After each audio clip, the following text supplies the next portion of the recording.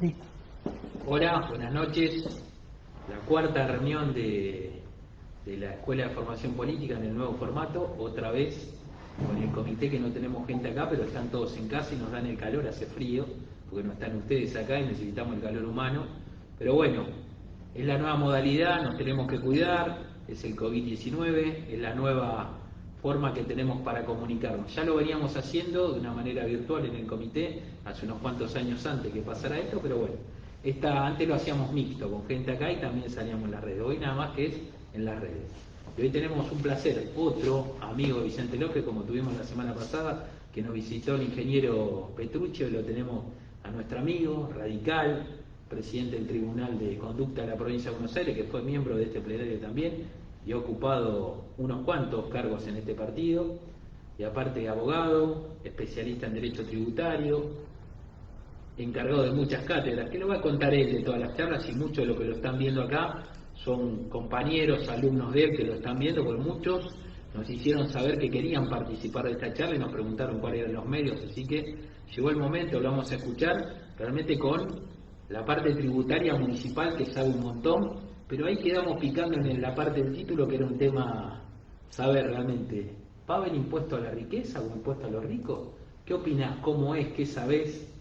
Y ante todo le damos la bienvenida a Germán y agradecerle como siempre, porque esta no es la primera, ya van 4 veces que viene en la Escuela de Formación Política, y siempre, cada vez que venimos nos quedamos 1 hora, 2 horas, nos quedamos mucho más tiempo hablando y la gente se engancha mucho. Así que, bienvenido Germán, y gracias por estar de vuelta acá en la Casa Radical, en tu casa. Gracias por estar acá. Gracias Alejandro por la convocatoria, por permitirme participar siempre de estos encuentros. Creo que es una de las funciones de un partido político, dice el artículo 38 de la Constitución Nacional, es formar cuadros dirigentes, formar a los militantes, capacitarlos y tratar justamente de que si a uno le toca opinar de algún tema, discutirlo, tratar de hacerlo con la mayor cantidad posible de conocimiento, profundizándolo, tratando de generar un salto, digamos, de valor, de calidad en lo que uno vaya a conversar,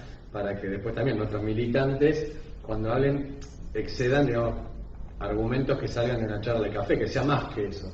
Y para eso no hace falta, o no es imprescindible, solamente ir a una universidad o formarse dentro de lo que es la academia en general. También podemos hacerlo a través, por ejemplo, de una herramienta como esta. Y estamos en un momento donde nos toca a los que tenemos algún tipo de compromiso, poner sobre la mesa cuestiones como, por ejemplo, que anduvo difundiéndose del impuesto, en un momento el impuesto a las grandes fortunas, el impuesto a la riqueza, también se lo llamó el impuesto a las grandes rentas, como título que parecía que lo promovía Máximo Kirchner. Yo no tengo nada en especial contra ese muchacho, simplemente digo... Heller y Kirchner, los dos eran los que lo fueron a ver al presidente de su momento. Claro. Después me dijeron algún amigo que tengo que es del peronismo, porque la semana pasada ya discutimos en público sobre esto, que decía que no, que el proyecto no es de Máximo Kirchner. Lo que digo es que en cualquier caso, digo, son legisladores nacionales, el caso es en particular es un legislador nacional, deberían, digamos, trabajarlo con un grado de capacitación mínimo, un grado de seriedad, porque uno de los grandes problemas que tiene la Argentina creo que es ese, es la falta de seriedad, la improvisación permanente, el uso de argumentos muy pobres, el uso político de una coyuntura complicadísima como es la pandemia, la cuarentena, la emergencia sanitaria, la emergencia económica que se provoca en estas circunstancias, sobre la base de ya una emergencia económica que preexistía, o una situación compleja económica. Entonces me parece que es importante por ahí poner sobre la mesa un par de tips, de contenidos básicos, como para que uno tenga una herramienta mínima a la hora de cuando escucha estas cosas, cuando las lee en las noticias, saber de qué estamos hablando. Yo la semana pasada me tocó en la Universidad de Buenos Aires hablar un poco sobre esto y decía, yo no le voy a andar defendiendo el bolsillo a Bulgeroni, dije, ¿no? Y en particular porque el año pasado estuvimos presentes en la Corte Suprema patrocinando junto con otro correligionario nuestro que es la Tuta Hernández, convencional constituyente, el cordobés, un maestro nuestro, Candidato a vicepresidente. Candidato a vicepresidente de la República. 95, más Sánchez y Hernán, para los que no se acuerdan. Y en una movida con 40 o 50, 40 y pico intendentes, que de alguna forma los lideró Jorge Macri, el intendente de Vicente López, y fuimos los tres a la Corte Suprema a exponer, y era una causa en la que la parte contraria era la petrolera Action Energy, la de Pan American Energy, la de Bulgeroni. Yo no le voy a andar defendiendo, por eso lo aclaro, no le voy a andar defendiendo el bolsillo a Bulgeroni, a Pérez Compán o a las grandes fortunas. Lo que digo es que si uno va a hacer una movida de esa naturaleza y generar un impuesto de esas características, hay que tener algunos cuidados técnicos, de los que me voy a explayar en un ratito, y saber que si uno lo hace tiene que aprovechar la oportunidad. Y la verdad que lo que acaba de ser otra oportunidad desaprovechada, y es un recurso que técnicamente no va a servir para casi nada y que solo es un título en un diario, es un impuesto ideológico desde la posición del oficialismo actualmente. Vendría a ser como un impuesto para la tribuna, digamos, generamos un impuesto con un título para la tribuna como para que la tribuna realmente juegue y crear la antinomia, volver a generar de un lado contra el otro, pero no realmente para marcar la base de algo tributario a futuro que nos permita como como país crecer, digamos. El concepto del proyecto, yo lo tengo acá en el proyecto que yo tengo, que está circulando, que me dijeron que no sería este, pero yo estoy bastante creído de que si no es el definitivo va a ser. Es un impuesto que va a tomar como base para el cálculo los bienes personales que hayan declarado las personas humanas al 31 de marzo del 2020, o sea, hace poquito. 2 meses. Sí. O sea, toma como base otro impuesto que bienes personales. Y van a ser contribuyentes del impuesto, van a estar alcanzados aquellos que hayan declarado al 31 de diciembre del 2019, 3 meses antes, más de 200 millones de pesos. ¿No? Que ustedes, pongámonos en un número, 200 millones de pesos es, al tipo de cambio mentiroso, que es el valor oficial del dólar, de 70 pesos, son menos de 3 millones de dólares, más o menos. Sí. Al tipo de cambio real, que es el que está en el mercado, el contado con liqui, el blue, digamos, si hubiera un mercado más sano que el que tenemos, como con 14 tipos de cambio diferentes, estamos hablando de un tipo, de una cantidad similar a $1,5 millones de dólares, una cosa así. Si nosotros comparáramos con otros países del planeta, nos daríamos cuenta del grado de pobreza en que estamos sumidos y de falta de crecimiento, porque hablan de, este es un impuesto que va a afectar a 12.000 personas. Sí. España tiene, que no es un país, no es Estados Unidos, no es Alemania, no es China, tiene muchos más ricos que la Argentina, muchísimos más ricos. A mí el año pasado, por ejemplo, me habían dado un dato que era que las exportaciones de la provincia más pobre de España, que es Murcia, son superiores a las exportaciones de toda la República Argentina. O sea, nosotros, y seguimos generando cada vez una estructura más pobre. ¿Y para qué? Pues bueno, no, vamos este es una emergencia, es por única vez. Este impuesto arranca en los 200 millones de mangos, de pesos. Este cálculo se le aplica una alícuota que arranca en el 2% hasta los 400 millones de pesos, el 2,5% hasta los 3.000 millones, y arriba de los 3.000 millones el 3,5%. Calculen, y que con esto, supuestamente, se va a recaudar 200.000 millones de pesos. Y esto, con esa plata que se generaría, ¿alcanza el paliativo de la emergencia o de la recesión que estamos teniendo? Bueno, ahí está la cuestión, la otra cuestión que hay que analizar. ¿Sirve esto para paliar esto o es solamente para la tribuna? 200.000 millones de pesos es mucho dinero. ¿No? Todos sabemos, a ver, pongámoslo en términos de... Pero hoy con la asistencia que está dando el Estado, que hoy está pagando por eso, la mitad de los sueldos a las pymes, está dando alimento a todo el mundo, le está dando al monotributista 10.000 pesos, con todo este volumen de dinero que está dando y con la maquinita que está imprimiendo. Pongámoslo para que la gente lo vea en términos de... Porque esos números enormes vienen que es difícil hasta leerlos. Para explicarlo más o menos. Para explicarlo más o menos. Corriente, viene que una de las cosas que estableció este gobierno, aclaremos que la República Argentina, insisto, no nos comparemos con Estados Unidos, que en esta emergencia a la gente que dejó de trabajar les da $1.300 por semana, o con España, comparémonos con América Latina. La inyección de recursos que el Estado, no el gobierno, porque viste que los carteles, la publicidad encima gastan en publicidad, esto es una vergüenza, pero esos carteles dicen, el gobierno pagó la mitad de los sueldos. No, maestro, el gobierno no pagó la mitad de los sueldos. En el mejor de los casos los pagaría, y no es la mitad, el Estado. No distinguir entre Estado y gobierno es algo muy peligroso.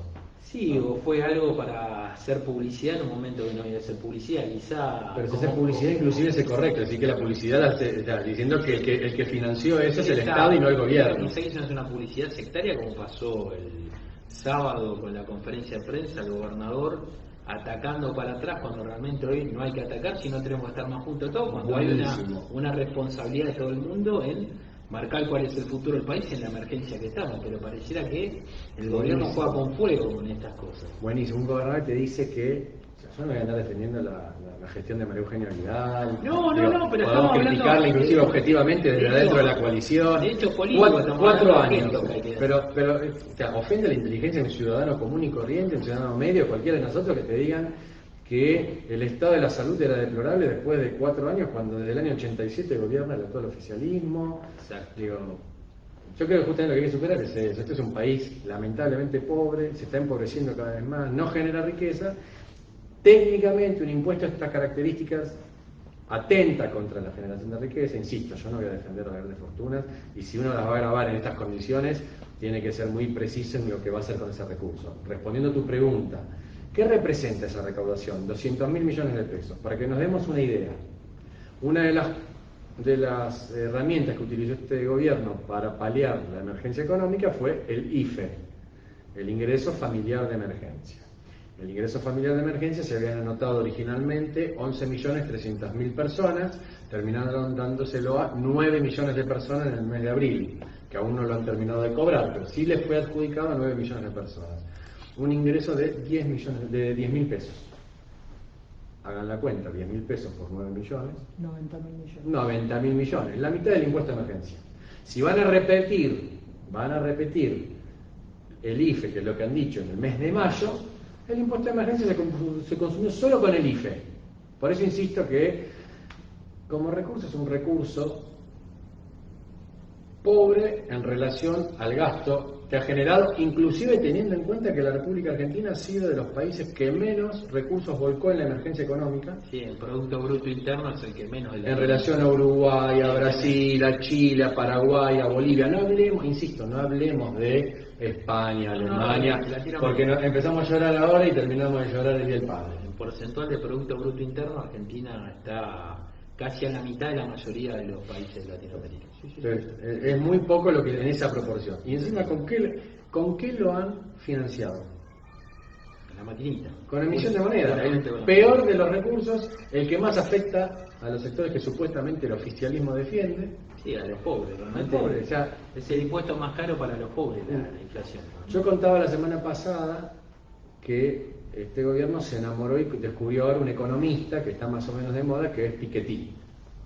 Piketty ha escrito una obra que es por la que más se lo conoce, es El Capital en el siglo XXI. El hombre lo que ha hecho es analizar, o sea, ponerse un poco en la posición de cuando Marx escribió El Capital, pero aclarando que Marx no tenía herramientas estadísticas. Y que y en parte muchas de las fallas de los pronósticos del marxismo podrían tener que ver con la falta de herramientas estadísticas, que Piketty sí las tiene. Entonces hace una especie de revisionismo de la misma estructura lógica, termina concluyendo con una sugerencia de establecer un impuesto a las grandes rentas mundial, un impuesto mundial, no nacional, un impuesto a las ganancias mundial, a las grandes compañías multinacionales, y hace un análisis favorable, yo personalmente creo que no funciona, del impuesto a la herencia. En ese contexto, Piketty, por ejemplo, analiza, y por eso yo la semana pasada cité la página de la edición del Fondo de Cultura Económica, que si mi memoria no falla, eran 2 citas, de la página 490 y en la página creo que 502, cuando Piketty dice, este tipo de recursos, por ejemplo, o un impuesto a las grandes fortunas, en un marco donde la inflación sea, en todo caso, admitida del 2% anual. Una inflación. Y es más, hace una especulación y él dice en una parte, si yo puedo voluntariamente, o sea, deliberadamente como Estado, llevar la inflación del 0% al 2%, y que uno lo haga en ese margen. O sea, Piketty ni piensa en la Argentina, en un país que tiene un 50% de inflación hace 3-4 años, que este año va a tener 50 mínimos y que consiguen postergar los efectos, pero emitiendo, también han emitido 600.000 millones de pesos. Este impuesto va a representar la tercera parte de esa emisión monetaria, que tendría que llevar la inflación razonablemente al 80% anual. Estamos cerca, si sigue esto, a que caigamos en la inflación de 3 dígitos. Solo para una persona como el actual gobernador de la provincia de Buenos Aires, la emisión de moneda no genera inflación. O sea, yo no soy economista, soy abogado, este muchacho es economista, o profesor en la misma universidad que yo, de historia económica, pero es economista. No se puede decir seriamente eso. O sea, uno puede decirlo, insisto, en un marco teórico, si sos Piketty y hablas de que llevas la inflación del 0 al 2% o emitís moneda en ese marco. Pero si vos emitís 600.000 millones de pesos, aumentás la base monetaria de ese tamaño, es indudable que va a generar inflación. Es imposible que no la genere. Y básicamente que tengas un dólar de 120, 130, 138 pesos.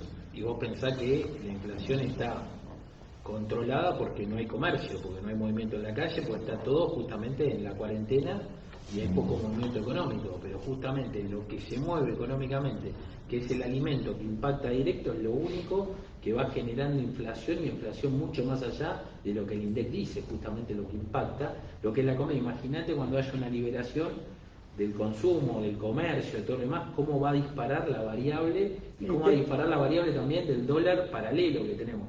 El contado con liqui, el dólar blue, todas las variables del dólar, estamos prácticamente a un 70% arriba de lo que vale el valor oficial del dólar, y eso tarde o temprano se acomoda, y cuando se acomoda también en inflación y en justamente lo que va a impactar directamente la economía. Mira el fenómeno que se está repitiendo con este gobierno y que ya pasó con el kirchnerismo antes del 2015, que es una paradoja. Se intenta retener el tipo de cambio de un modo ficticio, que es lo que está ocurriendo, 70 pesos. El tipo de cambio real estará por los 120, 130 pesos. La brecha va a estar ya cercana al 100%. Estamos en ponernos 70 y pico ahora, ¿no? Llegó un gran negocio para las grandes fortunas y para las clases medias altas, porque nunca es tan barato como hoy comprar un auto de alta gama. Ya pasó esto, ya ocurrió. Es más, una alternativa, vos dices, bueno, criticás o planteás que no es una opción el impuesto a los ricos. Una alternativa. Los autos están grabados con impuestos internos. 50% del valor del auto. Y querés grabarlos un poco más, podrías, y generarías un recurso en los autos de alta gama, insisto, ¿no? En los vehículos importados, estos que aparte son los que consumen divisas, porque cada vez que vos te compras un auto alemán de los que existen en Argentina, que hoy son mucho más accesibles y que en general van a ver que la persona de clase media que nunca pensó que se lo iba a poder comprar, va a tratar de comprárselo, pues es la oportunidad ahora, porque vale la mitad, porque ese auto se paga con divisas a 70 pesos. Entonces, ahí hay un recurso, hay un nicho de recaudación, si fuera el caso. Tampoco es que lo aconsejo plenamente porque tienen que ver con las distorsiones macroeconómicas que terminan siendo terribles para las clases más bajas, para los pobres, que son los que no se pueden defender, pues no se protegen teniendo dólares guardados en una caja de seguridad o en una lata, porque son los que la inflación les pega. La inflación hoy está contenida realmente. El INDEC no creo que hoy, espero que sí, ya aprendieron estos muchachos después de Moreno, pero la inflación de abril, que fue relativamente, digo, no es que fue baja, ¿no? Pero es la inflación anual de Bolivia, pero está contenido porque no hay movimiento. Por recesión. Imagínate una recesión importante, cuando esto se vuelva a activar, que ojalá suceda pronto, que pase o que aparezca la vacuna, o que veamos los niveles de contagio para volver a reactivar la economía.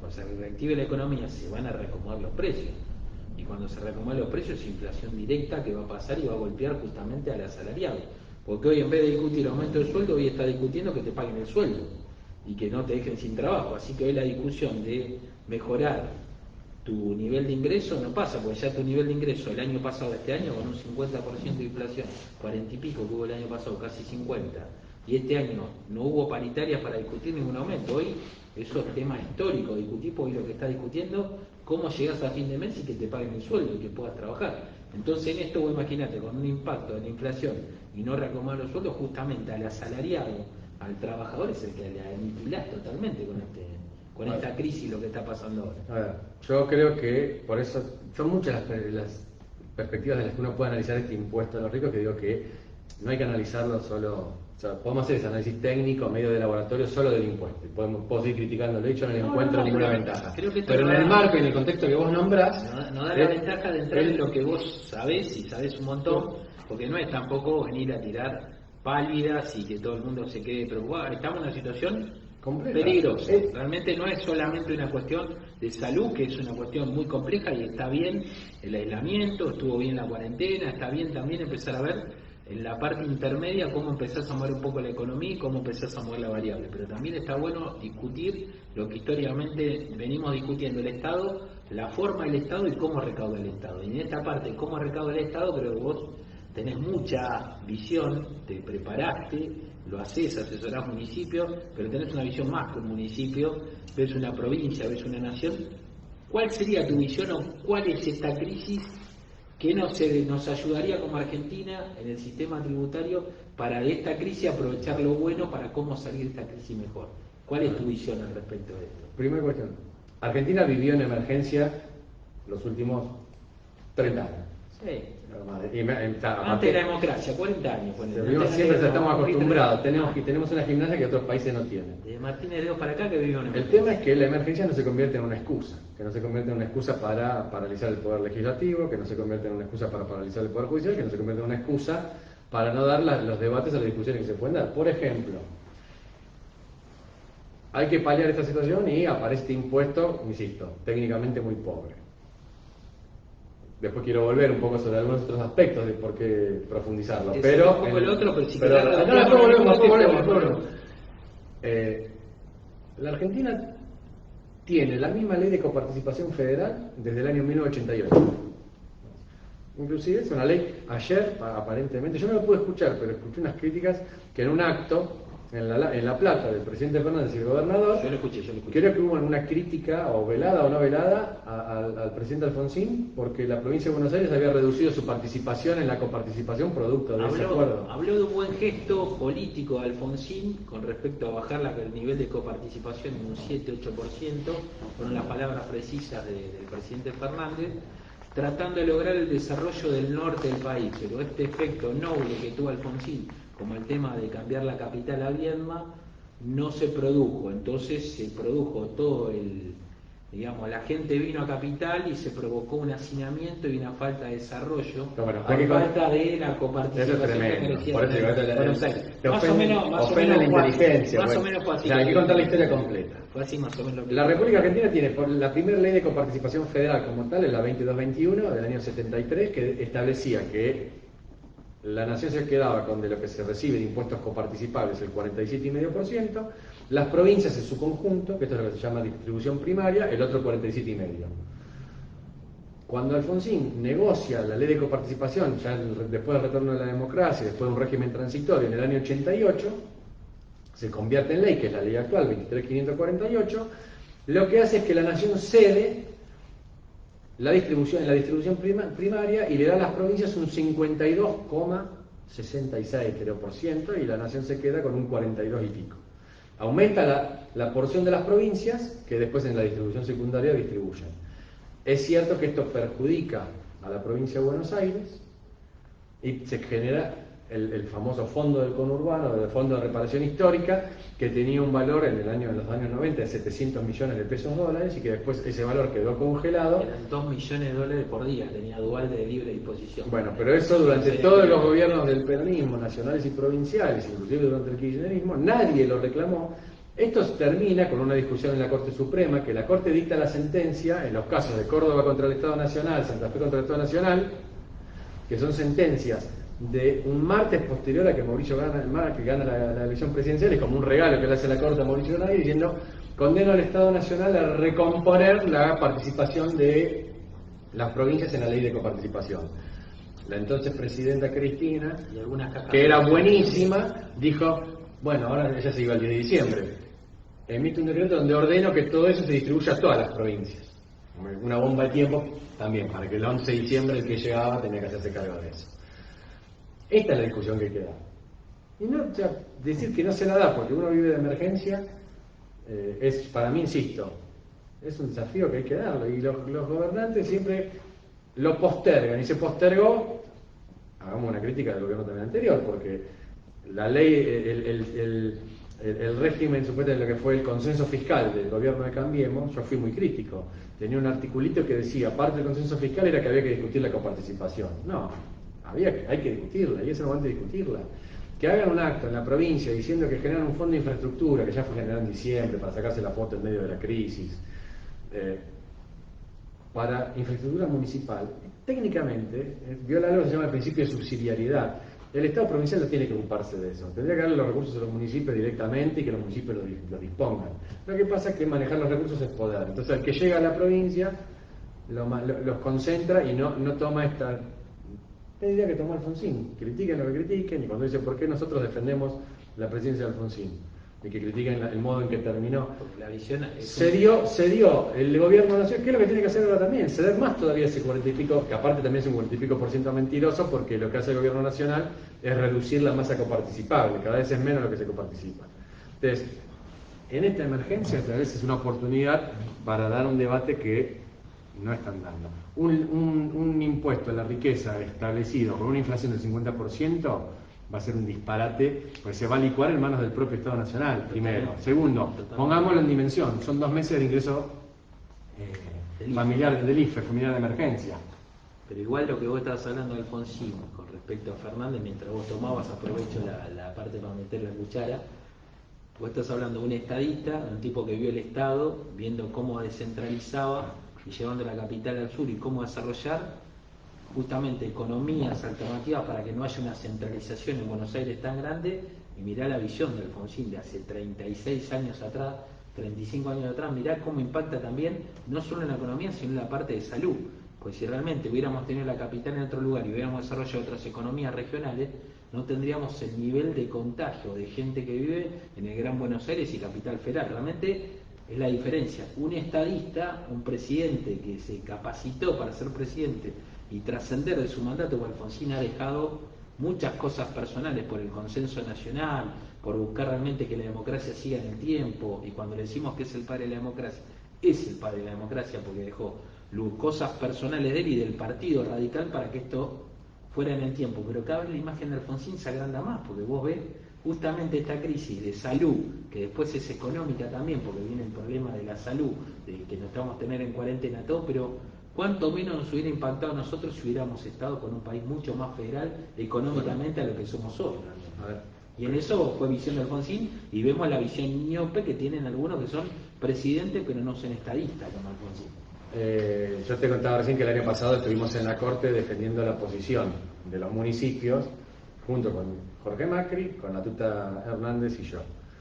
Cuando hablaba Jorge en frente a los ministros de la Corte, repitió y tomó como propios los argumentos que son muy fuertes y que yo los repito permanentemente, y son 3 números que reflejan el gran problema que tiene el sistema federal fiscal argentino, que son, y los repito siempre, 84.4, 14.2, 1.4. En la República Argentina, cada 100 pesos que se recaudan a nivel nacional, provincial y municipal, 84 pesos con 40 recauda el Estado Nacional, que quiere establecer este impuesto a los ricos. 14 pesos con 20 recaudan las provincias, y solo 1 peso con 40 recaudan los municipios.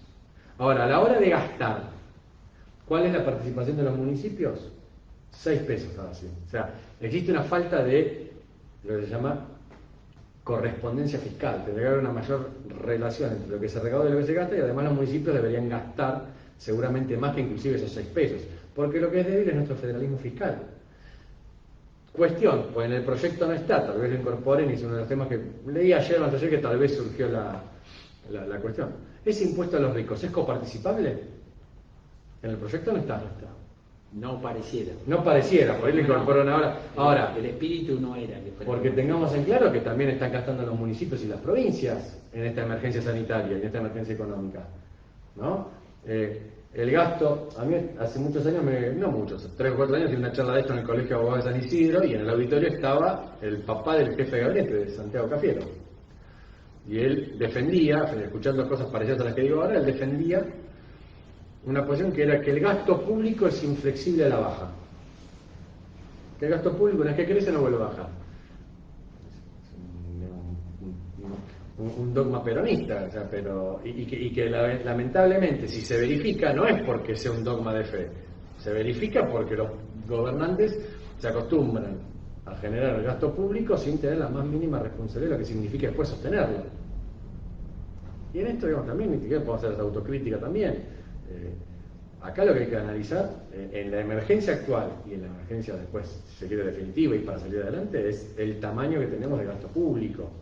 Nosotros, la República Argentina tiene ya en este contexto una presión fiscal, esa consolidada, cuando yo les hablo de la que el municipio participa muy poco, que es similar a la de los países de la Organización Mundial del Comercio, de la OCDE, países desarrollados, entre comillas, o países del primer mundo, entre comillas,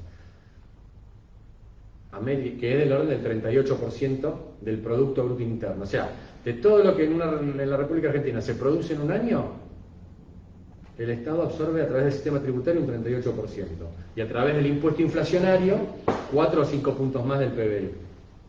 Estamos arriba del 40, 41, 42%. Hablando de cada 100 pesos, 45 pesos se lleva el Estado, más o menos. Que eso por sí solo no es crítico, ¿eh? No, yo no soy enemigo de que esto sea así. Bien, en Francia tenés este producto, esa presión fiscal un poco más, en Alemania, en Italia, Suecia y Noruega se superaron el 50%, el 52, el 53, el 55%, con servicios muy distintos a los nuestros. O sea, cuando hablas de un hospital público, escuchar al gobernador decir lo que dijo es un disparate. Nuestros hospitales públicos, claro que están en pésimo estado en la provincia de Buenos Aires. La educación pública en la provincia de Buenos Aires, lamentablemente, es mala o muy mala.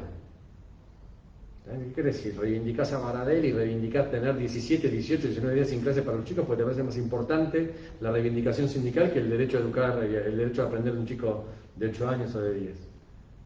Entonces, claramente, con ese nivel de presión fiscal, este impuesto, a la Argentina se la caracteriza como algo que se llama que tenemos un sistema tributario irracional. Se estudia así, los sistemas racionales y los irracionales. El nuestro se estudia como sistema irracional porque es aluvional. Le van poniendo impuestos sobre impuestos sobre impuestos y nada. Que son temporarios que nunca se van. Dicen que es de emergencia por única vez, pero tenemos una experiencia de esta que justamente la comparación es no es muy simpática. ¿Cuál es la tablita? No, con otro impuesto muy similar de la época de la dictadura, justamente. ¿Qué hay preguntas? Sí, hay mucha gente participando. ¿Viste? Ya generamos preguntas, ¿viste? Pero vos me traes para hacer algo así un poquito polémico, me dijiste. No, nosotros hacemos algo que la gente opine. Aparte, yo quiero escuchar la opinión de cómo tendríamos que armar el sistema tributario y aprovechar la crisis para mejorarlo y realmente ser un país competitivo para empezar a desarrollarnos económicamente sustentable. Que eso nos va a dar una punta, Germán. Pero bueno, a ver si hay alguna pregunta, alguien de lo que estamos hablando quiere decir algo. Está Daniel Torralladorna. Correligionario nuestro de Pehuajó, mi amigo abogado monotributista de Pehuajó. Manda saludos. Convencional provincial. Un saludo a nuestros amigos de Pehuajó. Adriana Mazuco también saluda. Pablo Cabrera. Desde Villa Langostura, Pablo Cabrera. Fue secretario de Hacienda. ¿Hace frío ya?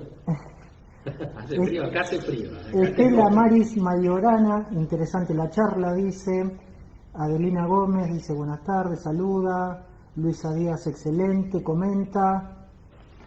Fabi Rodríguez, buenas, un placer escucharlos.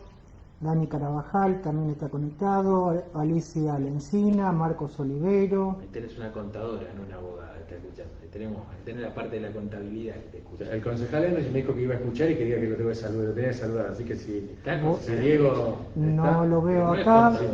No. José Cubileo dice participando.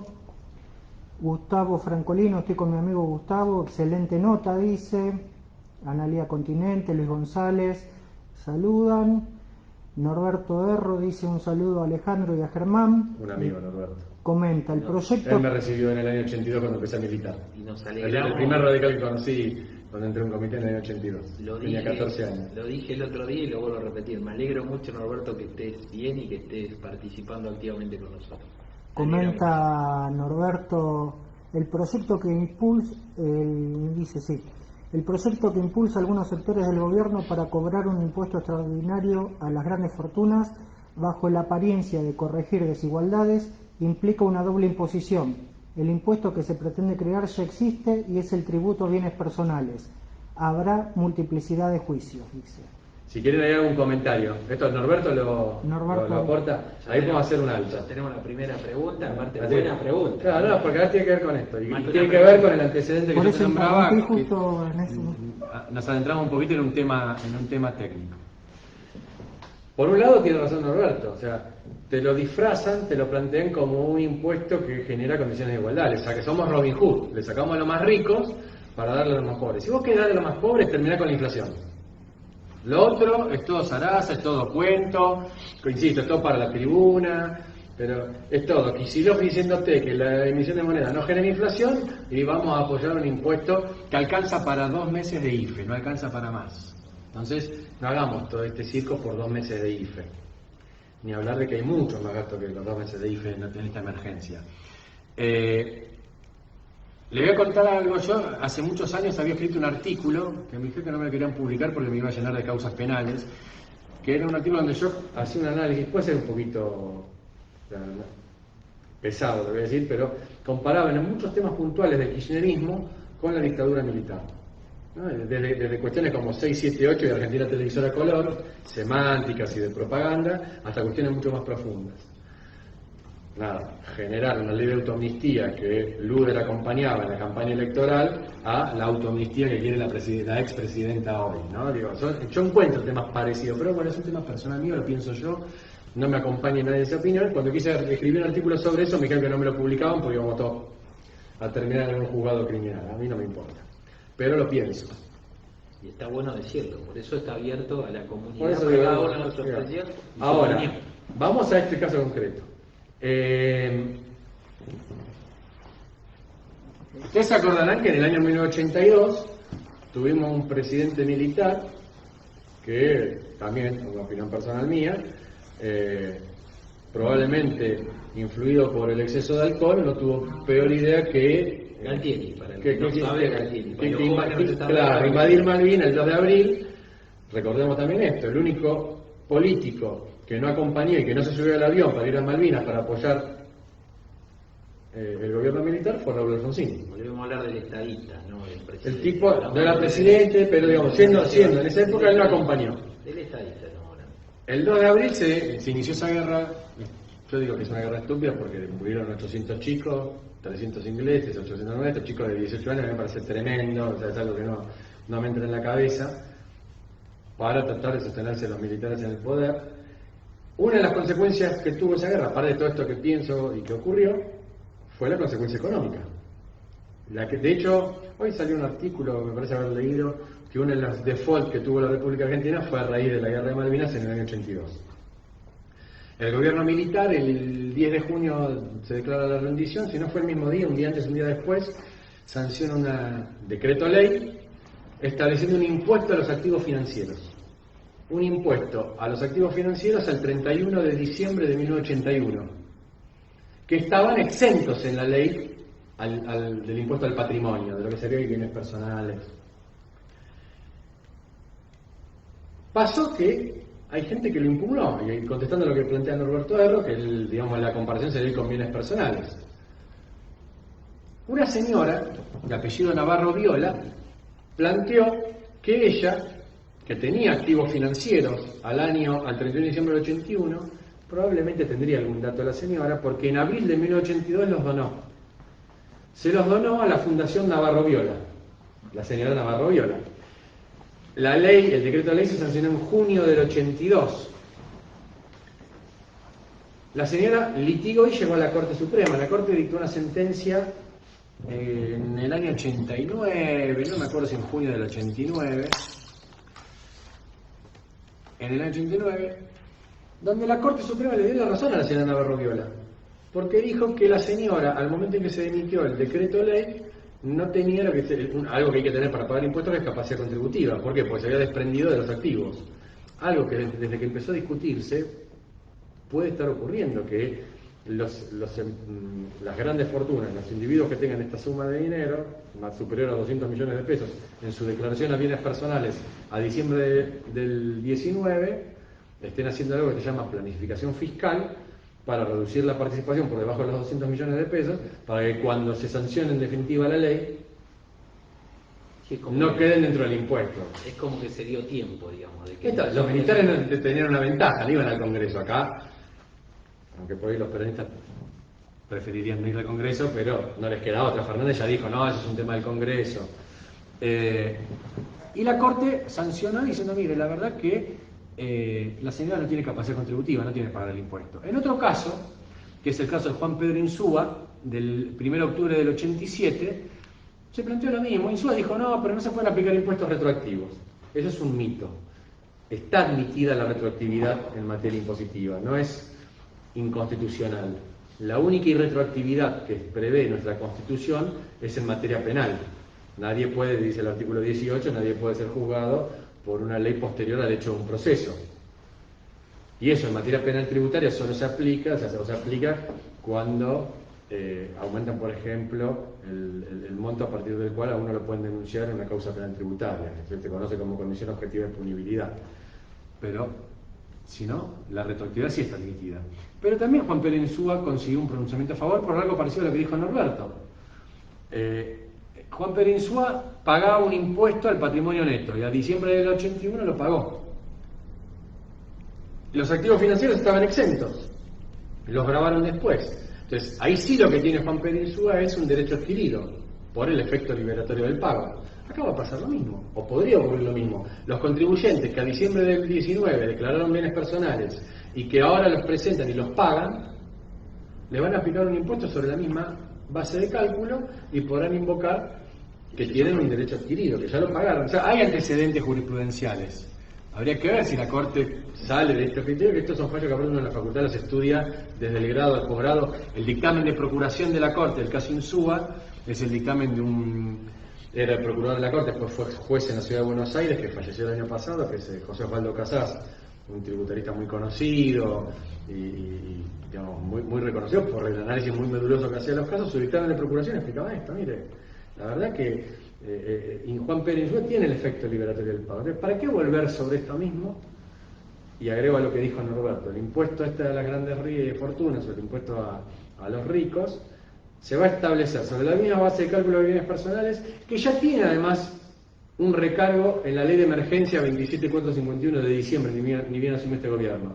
Para los bienes en el extranjero, vinculados en general a todo lo que blanqueó en la ley del blanqueo del gobierno anterior, la alícuota ya está agravada. Si uno tiene un inmueble o tiene bienes o activos en el exterior, ya paga el 2,5%. Que tengan en cuenta que es una alícuota muy alta, porque el 2,5%, cuando vos tenés un plazo fijo en España por cada 100 euros que depositas, te devuelven 99. No es que te pagan interés, te devuelven 1 euro menos, a 10 años, a 5. O sea, las tasas que se pagan en el exterior, salvo que uno arriesgue acciones, con lo cual vos si tenés, lo que estás haciendo es, si yo tengo un ahorro de toda mi vida, no sos un tipo rico y decidiste dejarlos en el extranjero porque te pasa que si los dejas en Argentina te los decomisan, o sea, el Estado es el principal incumplidor. Yo no defiendo, yo estoy en contra de, por ejemplo, que tengas un ministro de Economía como el actual que tiene 3 millones de dólares en Nueva York, o Duhovne que tenía también sus activos si sos ministro de Economía, flaco, si vos no crees en tu país, no le pidas que crea a un vecino común y corriente. Como el ministro de Energía que tenía. O el ministro de Energía, Aranguren, que lo tenía. Está bueno, no es que está prohibido, no es ilegal, pero... Está bueno tener la misma vara para todo. La visión Hay que por eso digo, con el ejemplo. Guzmán tiene 3 millones de dólares en el exterior. La visión del buen radical es ver la vara... El otro día lo dije y me dijeron, bueno, por lo menos lo tiene declarado. Sos ministro de Economía de la República Argentina y los tenés en Nueva York. Si vos no querés, si vos no los traes acá... No aceptes ser ministro de Economía. Insisto, no es ilícito, no es ilegal, no está prohibido. Inclusive tiene algún grado de razonabilidad desde el punto de vista del tipo que laburó toda su vida, que la ganaste lícitamente, que no lo hiciste. ¿Qué se le voy a dejar? Voy a dejar, personalmente, por ejemplo, yo en mi economía individual, mi economía familiar, yo soy de los que digo que a los bancos no les dejo nunca un peso, y si puedo les saco, les tomo prestado a tasas bajas, que lo único que soy medio galleguito, otano, y ahorrar en propiedades en la República Argentina, básicamente, y tampoco creo en el dólar, pero esto es una visión personal, hay gente que me dice que estoy equivocado. porque el dólar te lo manipulan. Ahora el dólar oficial vale 60 mangos, durante el kirchnerismo valió 3 pesos desde el año 2001 hasta el año 2009. Es una opinión personal. El tipo que piensa diferente ahorra en dólares y algunos lo llevan afuera. Eso está grabado en bienes personales al 2,5%.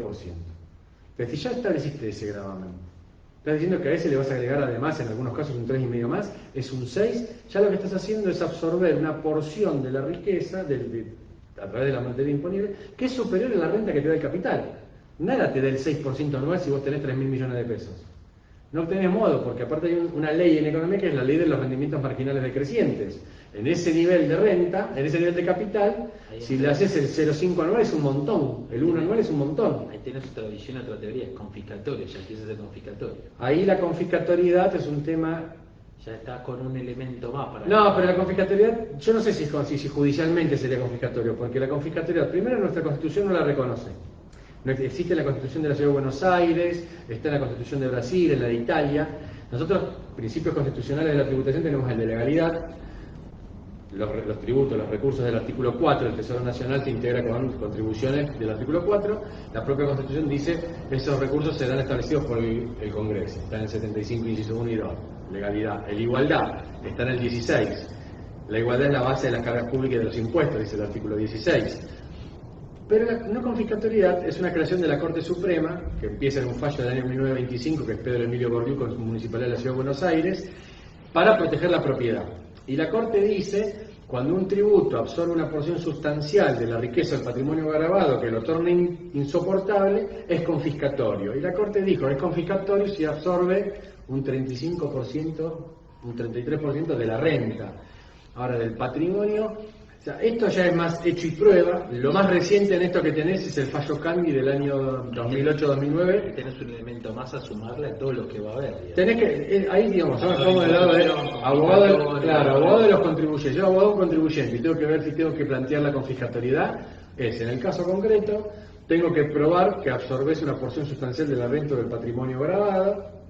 Podría yo decir, y ya no sería de un solo impuesto en particular, porque el 2%, el 2,5% o el 3,5% tal vez por sí solo no es confiscatorio, pero si vos pagas el 2,5% de bienes personales, el 3,5% de este impuesto emergente, si estás en el 6%. Sumando el todo, conjunto, te da un 10%. no hay antecedentes. En la Argentina no hay un caso donde se haya planteado esta cuestión y haya sido resuelta por la Corte. Hay algún artículo de un profesor mío, un maestro mío, que es Enrique Burizgoni, que escribió un artículo sobre la confiscatoriedad del sistema tributario en general. Lo que digo es, el ministro de Hacienda, Colbert, del rey Luis XVI, si no me equivoco, decía que el arte de recaudar es el arte de desplumar al ganso sin que el ganso grite. Ahora estos tipos lo que van a hacer es gritar ganso. O sea, vos tenés que generar un esquema, insisto. Si vas a tocarle a las grandes fortunas, a estos 12.000 muchachos, una porción que valga la pena. O sea, diseñemos, y si lo vas a hacer no lo puedes hacer así, algo aislado para la foto, la tribuna y para que Máximo y Cristina estén contentos. Hagámoslo y entonces trabajemos sobre, insisto, bueno, pues trabajar, la política tributaria no es aislada de la política económica, de la política monetaria, de la política cambiaria, es todo un universo. Entonces, hacelo, toquemos la inflación. Como decías, bueno, ¿qué ideas podemos tener? Inclusive desde el radicalismo, desde la oposición. A ver. Estás adelantando preguntas. ¿Sí? ¿Querés tirar preguntas? Dale.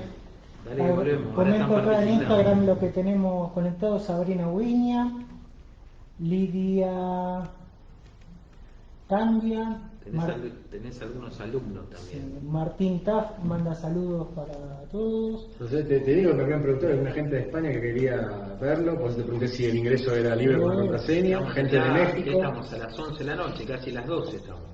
Gente de México de más temprano también. Julián Alcalde, que se sumó. Linda Conti, Rosa de Palo.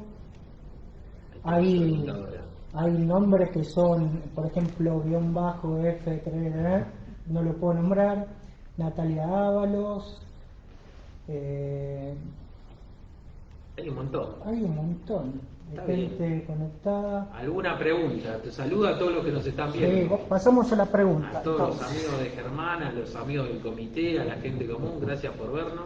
Y está bueno que participen, pueden hacer preguntas, hagan las preguntas que quieran.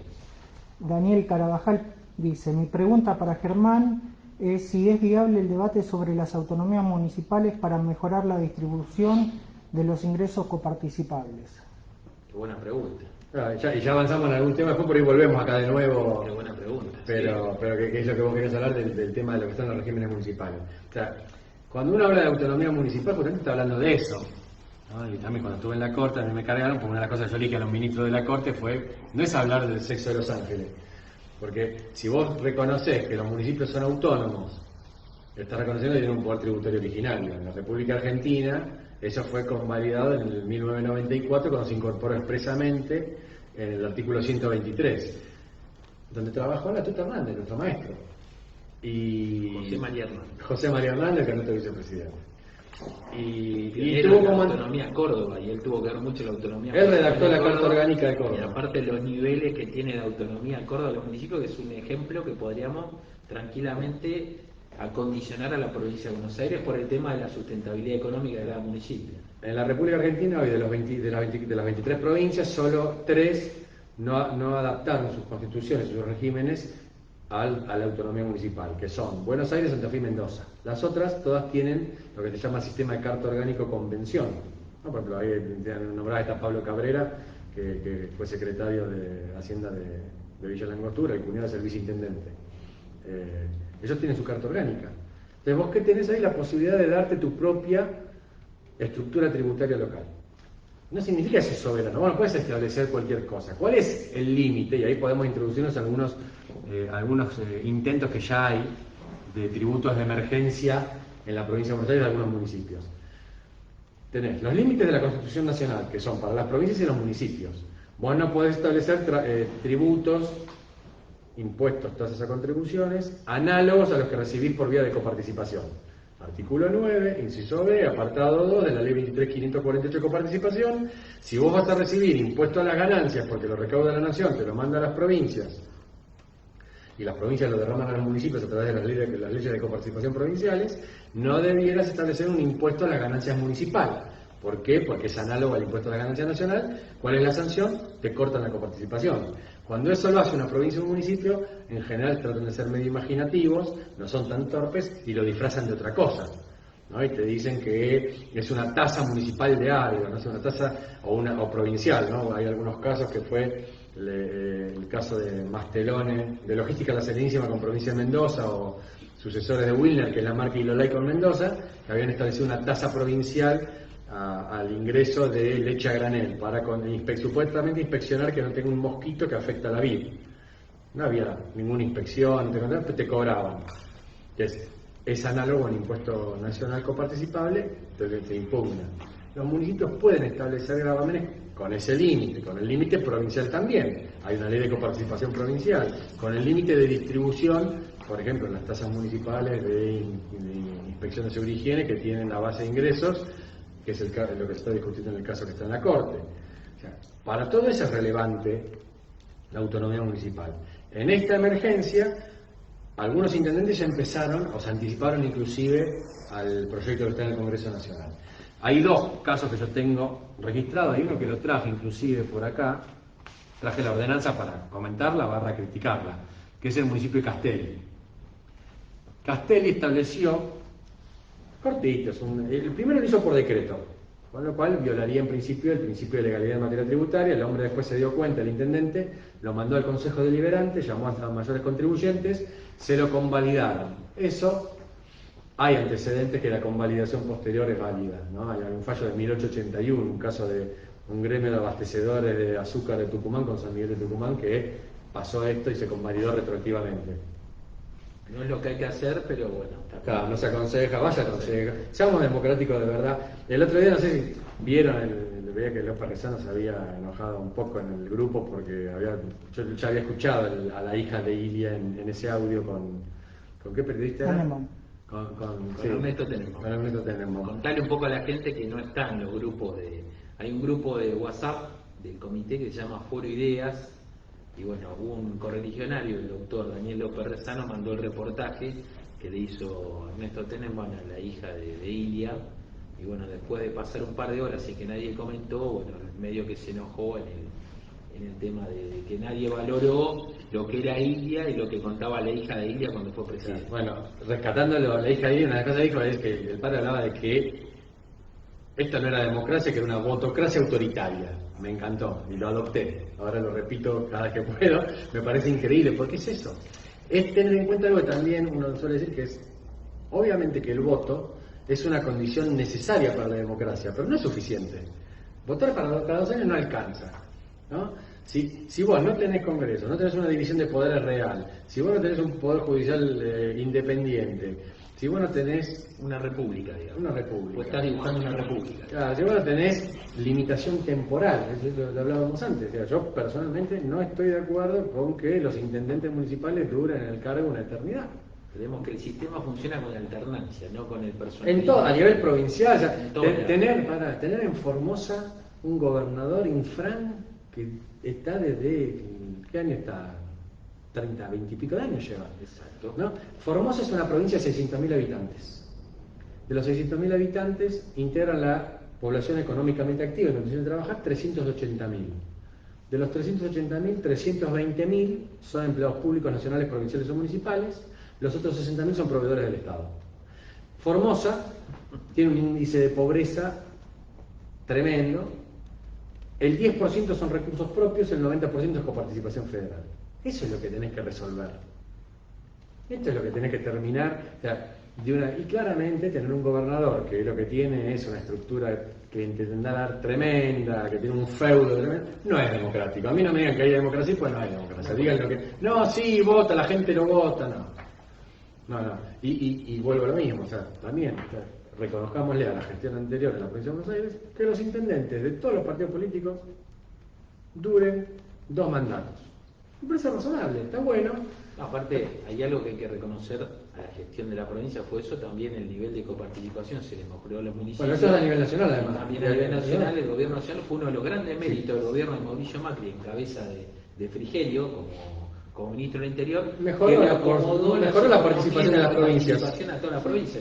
Tal vez fue ingenuo, si querés, políticamente. Un costo muy elevado que pagó y realmente que después no eso se si lo ve. hacen los peronistas te lo facturan y te lo cobran durante 2 décadas. No se vio. Esto es bueno decirlo del gobierno de Mauricio Macri. Una de las cosas buenas fue justamente arreglarle las arcas y la coparticipación a las provincias. Las provincias dejaron de ser deficitarias la mayoría y la acomodaron la economía de todos, menos a la provincia de Buenos Aires, a todas.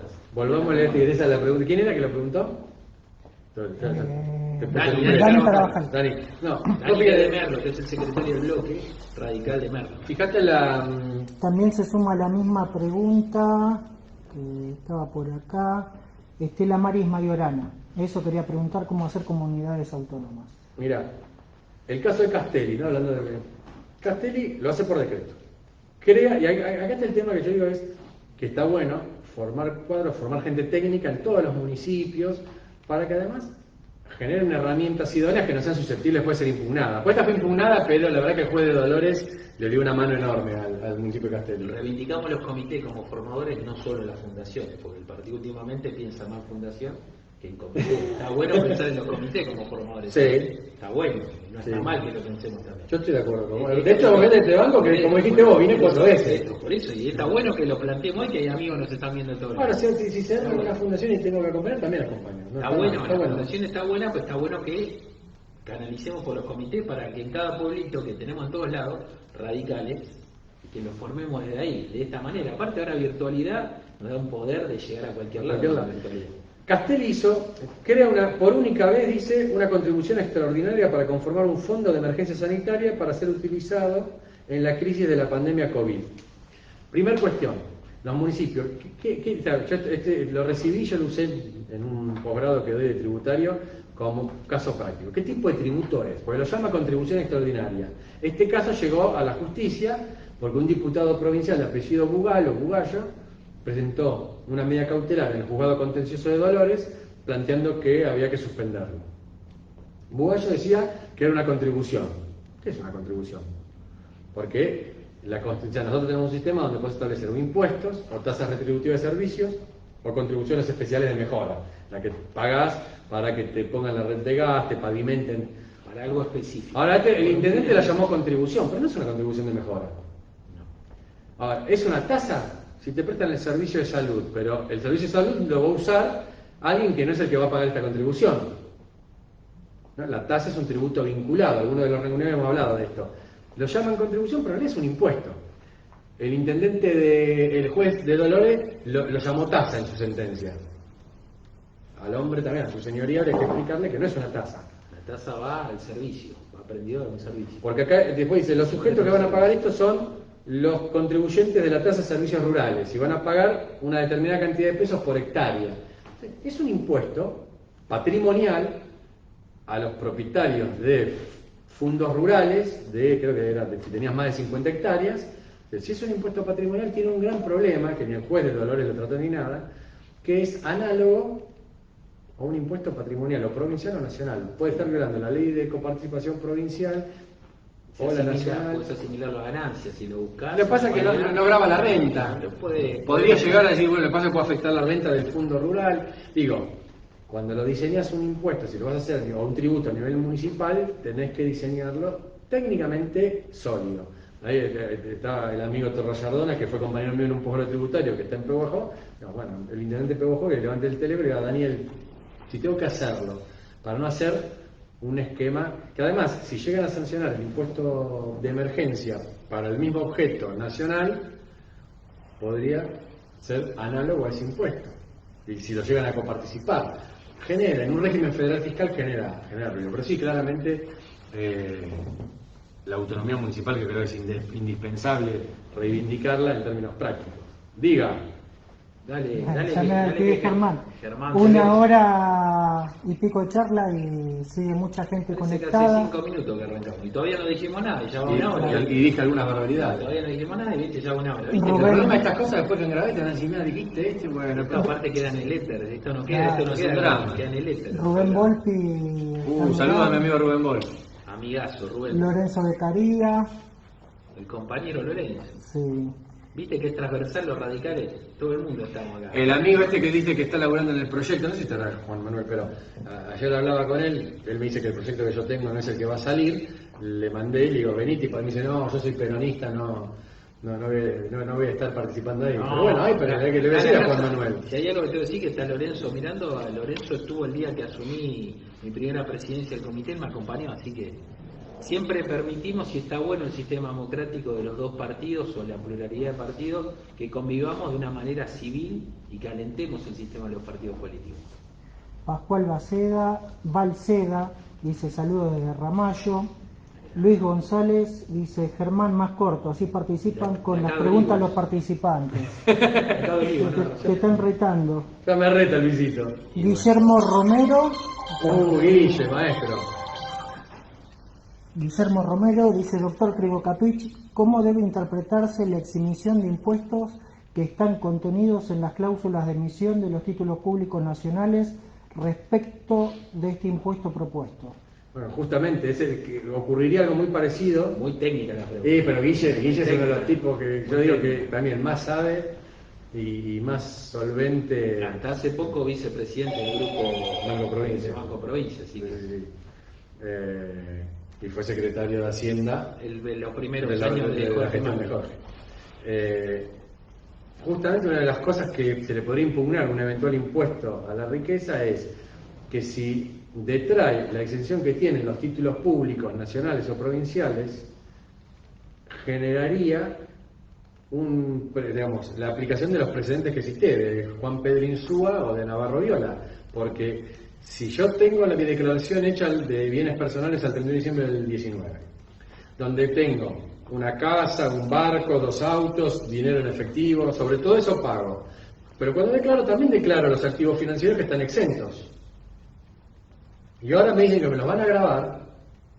Yo tengo el efecto liberatorio del pago y la teoría de los derechos adquiridos que consolidó la Corte. Que eso es la misma teoría por la cual los jueces dicen que si van a cobrar el impuesto a las ganancias a los jueces, a los que ya son jueces desde antes no se les aplica porque tienen los derechos adquiridos del juez cuando el impuesto no se les cobraba sobre su ingreso. Con lo cual, Guille claramente se aplicaría, insisto, estos 2 precedentes, Navarro Viola y Juan Pedro Insúa.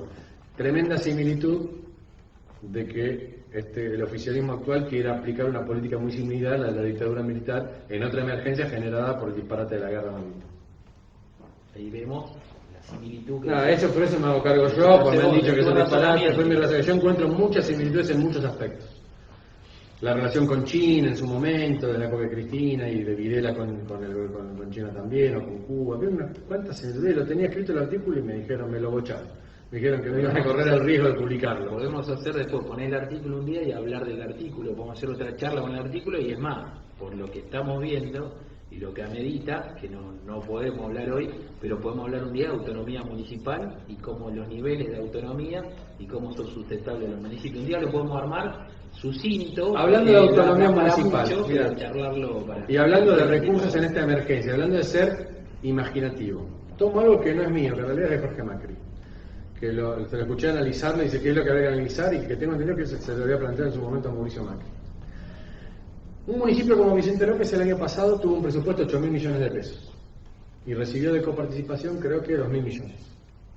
Si los destinó todos a obra, porque tiene recursos propios suficientes para sus gastos corrientes, los proveedores tienen un componente impositivo que hacen que de lo que un municipio recibe de coparticipación vuelve a la provincia y a la nación la mitad de lo que se recibe de copa. Entonces, si querés corregir distorsiones, insisto, no me tomo la autoridad intelectual de eso, porque esto lo dijo cuando planteó la postura con los municipios, condiciones. ¿Sabés cuántos miles si solo en Vicente López puede representar 1.000 millones de pesos en un ejercicio anual, ¿para qué vas a hacer este disparate si podés corregirlo con esto? Otro elemento imaginativo y otra herramienta que se puede aportar y que podría ponerse sobre la mesa en esta emergencia. Hoy lo preguntaba para tener el dato exacto, o más o menos exacto. Nosotros estamos en una discusión con la empresa que lo que era Cablevisión Fibertel, por la ocupación del espacio público con los cables. ¿Cuánto nos representa a nosotros de merma en la recaudación solo en Vicente López? Porque estamos en esta disputa del año pasado, 2019. Nos representó 5 millones de pesos. Solo un municipio, solo un año. ¿De cuál es la disputa?